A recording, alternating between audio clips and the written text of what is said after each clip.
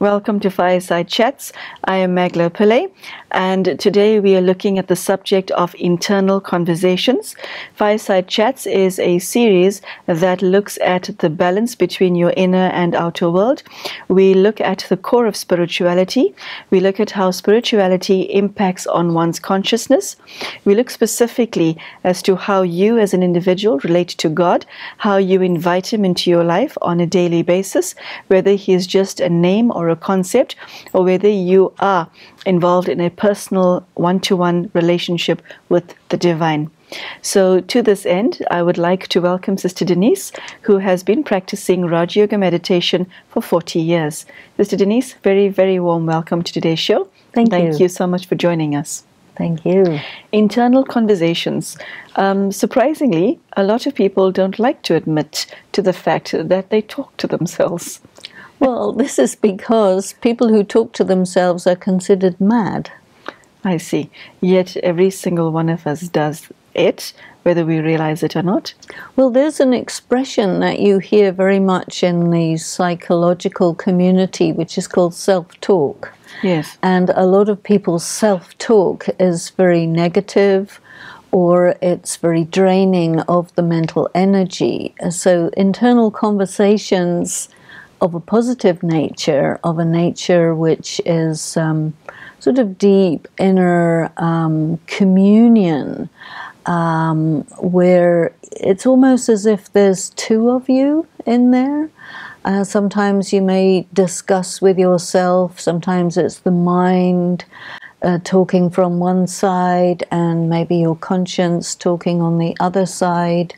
It's as if there are many different facets of your personality which need to negotiate with each other in order for you to kind of move ahead. And your spiritual life also includes self-talk of a type that is very sustaining and very deep thinking.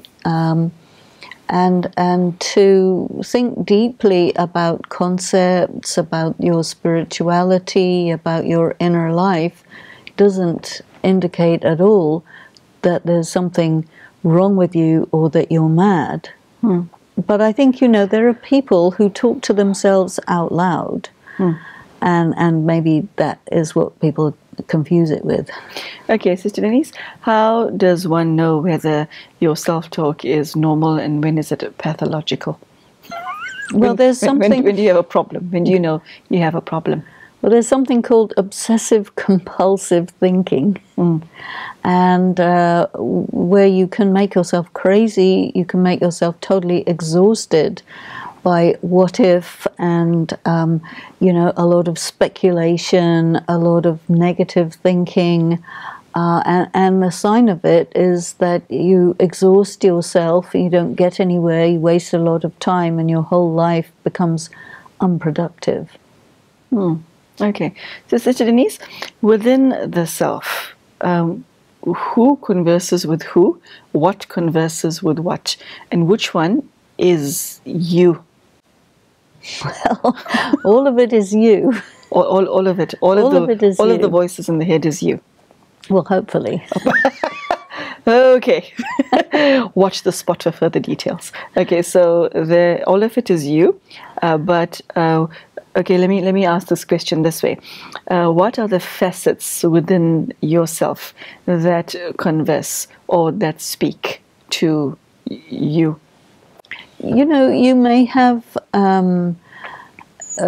personalities within yourself. I mean, there'll be your moral self, and then there'll be your creative self, then there'll be your wild self, and then there'll be your very disciplined self, so that you have these different modes of the self, and they can even operate almost as separate personalities, though they are part of you, and you need to line them up with each other because you want to be balanced, but you don't want to be simplistic. And your personality may be really quite complex. You have your intellectual side, you have your romantic side, you have your flat side, you have your damaged side, you have your broken heart, and all of these voices are valid, and different ones of them speak. And I think when you allow all the different parts of yourself to say their piece, you can actually, the kind of the real you, the deep down one, that you can say, okay, this is really the soul of me. That is, you can say, the king in this court of the different sub-personalities, you can say, who rules.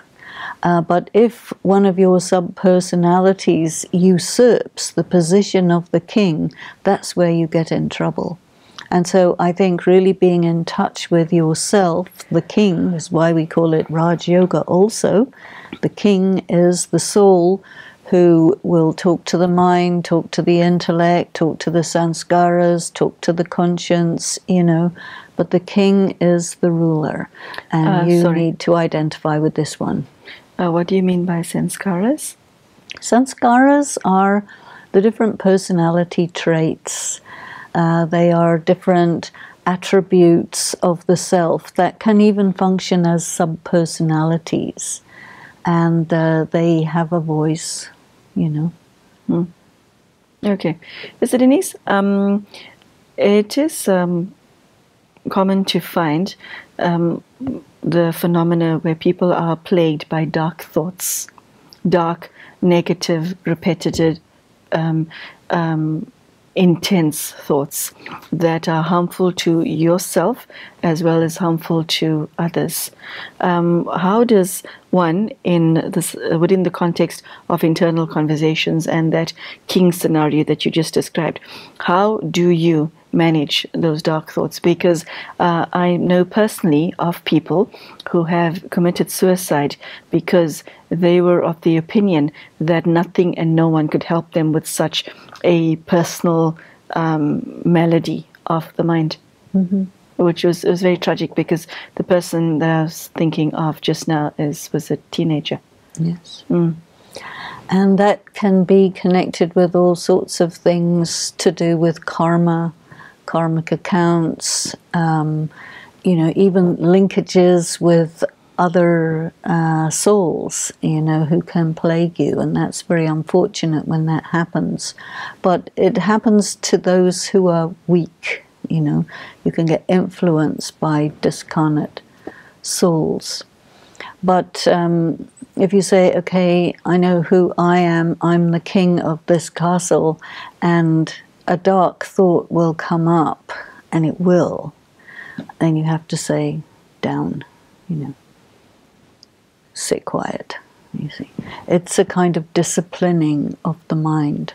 And for that, you have to really study what the self actually is. So very often I will say, these elemental qualities of the soul, purity, power, love, bliss, and peace, they are the qualities that go together to make the actual soul. And so where the dark thoughts come from is where you're weak in some of those areas. So you have to assert that, no, I am not that. And you have to really say no to those.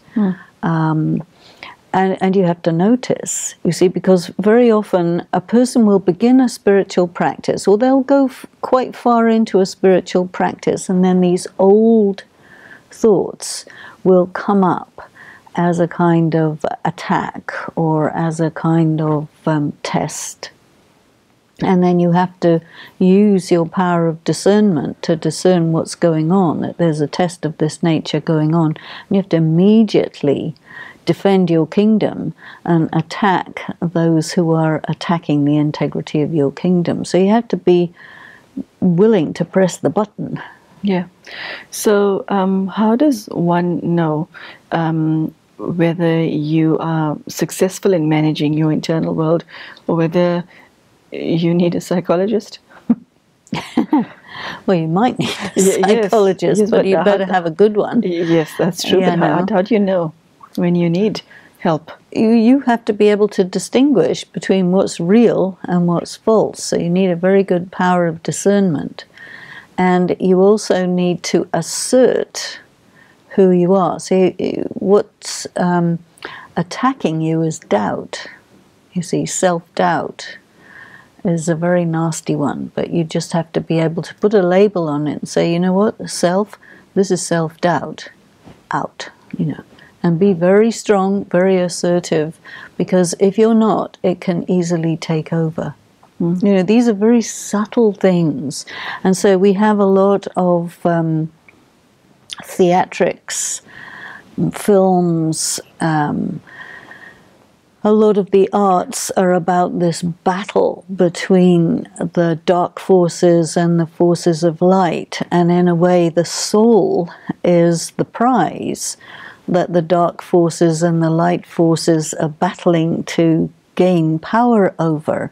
And you have to say, I am the prize, and I am the light, and I will destroy the darkness. And that's a position that you take, and that's a choice. You see, you have to exercise your power of choice. Okay, Sister Denise, this brings me to my next question.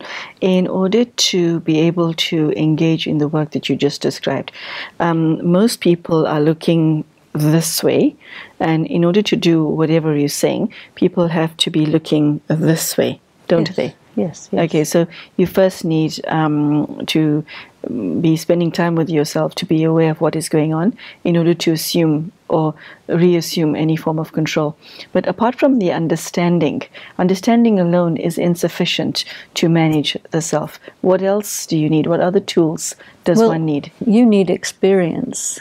And so, if you embark upon a practice of spirituality and you have decades under your belt, within those decades, you're accumulating experience. And, there are times when you have to face something like raw evil, which will come, right up, and you have to be able to face it off. And this is why the person who is, in a sense, a spiritual warrior, comes up against these things and attains victory over it from time to time. This then becomes experience, so you know when it presents itself what it is. You don't get deceived, because the thing about that which is evil or that which is dark is it presents itself as light. There is this aspect of the imposter, the one who looks like something but is really something else. So the key quality, the key power that you need is the power of discernment or discrimination. Okay, so you need a deep level of understanding of the games that is played within. You need power. What else do you need? This seems, Sister Denise, like very hard and challenging work, because nothing that you're talking about is visible to the naked eye. This is just thoughts and feelings.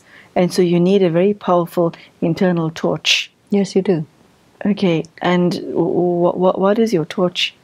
I think, something that is very valuable is that when you're in a spiritual practice of Raj Yoga, as I am in, there are other Raj Yogis around. And you have people who are mentors, you have people who are more experienced than you, a little bit like the martial arts. This is a kind of inner martial arts that if you want to become very skilled at and you want to go very far, you appreciate the mentors and the people who have gone before you, who can also share their experience and tell you to watch out for this deception and that deception. So on one level you're on your own, but on another level you're really not on your own. There are times when you are on your own, but it's a community also. The image that comes to mind as you speak is a soldier who's taking up arms, but the fight is not an external one, it's an internal one. Yeah. So, Sister Denise, how do you bring peace and virtues that we all love and admire, like tranquility and internal harmony and gentleness. How do you bring all of that into your life with all of this internal chaos going on? Because if most people admit it, if only to themselves, there's chaos up here. Well, you see, your enemy is not a human being. Your enemy is a force which tries to take the form of and tries to operate through different people, different circumstances to deceive you, you see. So we can call it Maya, which means illusion. And you have to be very sharp, really, to be able to distinguish between the person and the force that's operating through the person, so that you don't get those confused. And what you are trying to neutralize is that force which attacks you either through temptation to corrupt you or through terror to scare you into submission, you see. Okay, so it's temptation and it's terror. Yeah. Okay, so giving you, your mind offers you something that you're attracted to, yeah, or the something temptation, that you're petrified of. Yes, Okay. These are the two ways that it comes. And so this is why you need courage, and you also need renunciation, because if you are tempted, because it's pretty easy to corrupt somebody. Okay, sorry, I have to interrupt you there. Renunciation of what? What are you giving up?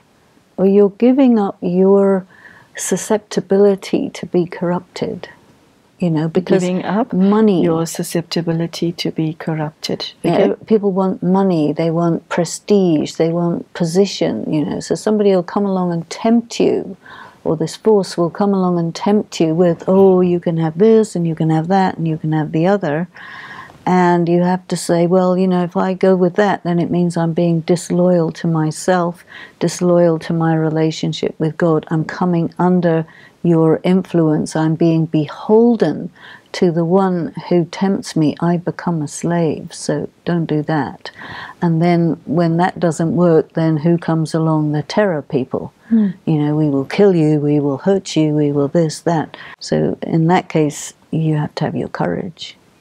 Okay, so Sister Denise, this sounds like an enormous amount of internal work. Does one spend all day, the entire day doing this? Because this is a moment-to-moment thing. It's not a, let me just try and, sort out my ego and sort out my internal conversations between 7 and 8 at night. It's not an hour thing, is it? It's a... Well, you're living your life on a number of levels. One of the levels is you have a certain vigilance about this, because after all, who you are, what you are, is a person who's trying to reach that purity, that integrity, that oneness with God. On another level, you have normal life like everybody else. You have different projects, different tasks, different duties. So you're doing all these things like different musical instruments in the orchestra, and you're conducting this. And that's life. So I think, your life is rich when it has a lot of these levels, and then from time to time you have to deal with monsters, and someone wants to corrupt you, and someone wants to terrorize you, or whatever. But most of the time it's relatively, quiet, but you have to be ready for it to come anytime unexpectedly. Okay, so Denise, how will you describe somebody who, in this context of internal conversations, is successful? What is the sign of that you are successfully managing your internal world? Your feelings gauge hereof, or do you have other criteria? I think one of it is that you are agile, so that you can shift quickly to mental agility. Mental and even at the level of feeling, that you can shift very easily. Sister Denise, how do you gauge whether you've achieved success in the subject of internal conversations? Do you use your feeling as a yardstick, or do you use any other form of measuring? if somebody is always happy, is that a sign that they're internally successful or not? I would think it might be a bit fake, you know. I think you need to be able to move through many kinds of feelings and emotions and so on, but with the agility of a very good acrobat, so that you're always poised, you're always balanced, you can shift with things, and that you're always true to yourself and real, and that you're not taken down by a surprise, but you can, you know, deal with it, flex with it, and stay cool. And I think you need to have a lot of humor. Humor? Yes, because you can't take it too seriously. Okay. Otherwise, you know, something wrong. Got to be light, got to be easy. Okay. So tell me, you said when I mentioned somebody is always happy, you said that's fake. What did you mean? Well, always happy, that's not natural. A little bit happy, a little bit this, a little bit that, you know. Otherwise it would be, I'd say, there's something wrong. There's a problem. Yeah. I see. Okay. So, Sister Denise, if one has to look at the way we normally function as human beings, okay, so you have, if you're engaged in the world outside, if you're busy raising a family, if you're busy at work, and then your dark side emerges, or the voices, the various conversations in the head pop up and cause a lot of drama whilst you're dealing with other things. How does one deal with that in that situation? Multitasking. Okay. Yeah. Yeah, you're an actor. You just have to be able to operate externally, internally, this way, that way. You know, it's a skill. Okay. And tell me, how do you invite God into this space?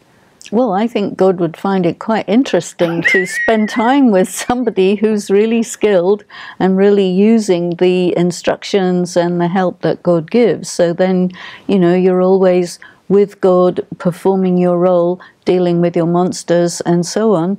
You'd be really close to God. He would like to be there. Okay. If there are always aspects within one's personality that even take you as an individual by surprise. Okay, and so if you're going along quite fine, and then you're suddenly diagnosed with a terminal illness, how do you deal? If you're internally balanced, like what you just described, how do you deal with the devastating knocks that life sends you, even though you may be spiritually balanced? Because there are things, Denise, that are extremely difficult to deal with, whether it's internal or whether it's external. How do you manage such a You have to thing? take it as it comes, and you also have to detect, is it real? You know, if it's real, deal with it. If it's not real, dispense with it. You know, so checking, verifying, all of these things you do. But the thing that's going to help you is, I know that I'm immortal, you know. So even if I have to die, I'll be back, you know. Okay, but the demons won't. It's just you. Well, me and my demons, it's a circus. We'll come back. Okay, you seem to be very light-hearted in your approach towards this. Well, that's why I say the humor, the lightness is very essential, because otherwise it gets too heavy. Okay, right. Okay, I think that's a good note on which to end the subject. Thank you so much for joining us. It's a very fascinating topic of internal conversations, and I think many of us do ourselves the injustice of not thinking about it too much. But there you go, ladies and gentlemen. Sister Denise has taken up the subject of internal conversations. She's taught us, or rather gave us some insight as to how to handle one's mind and the various aspects of the many selves that we have inside. She also described how to include God in your personal space, and also how to manage your internal world in such a manner that you feel successful as an individual. And I think the best part of what I liked that was shared today is not to take any of it too seriously, because it is, after all, a game. We thank you for joining us, and we hope to see you again soon. Thank you, and goodbye. Until next time.